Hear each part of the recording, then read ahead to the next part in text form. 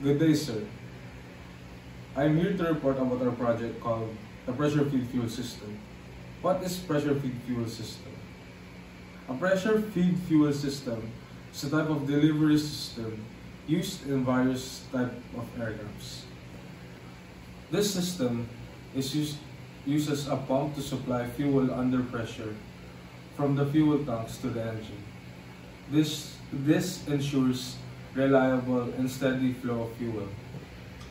The experience we had while making this project was fun and quite easy.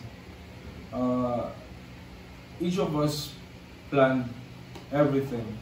We planned about the different parts and components of this project, and while we're making this project, we bonded together and talked about life while making this. And while we're making this, we had some difficulties, but we managed to do it efficiently and finish it before the deadline. On this part of the video, I'm here to demonstrate each components of our pressure feed fuel system. Let's start by breaking down the key components of the pressure feed fuel system. First up, we have the fuel tanks.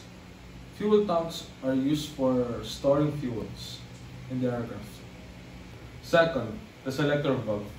The selector valve allows the pilot to choose which tank is feeding fuel to the engine.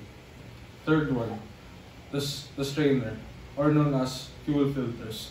The strainer is used to purify or filter the contaminants inside the fuel. Next one is the engine-driven pump and the electrical pump plunger type. So the engine-driven pump is functioning while the engine is running, while the electrical pump plunger type functions when it has electricity or the source comes from electrical sources. These pumps pressurize the fuel from the tanks, ensuring a steady flow of the fuel to the engine.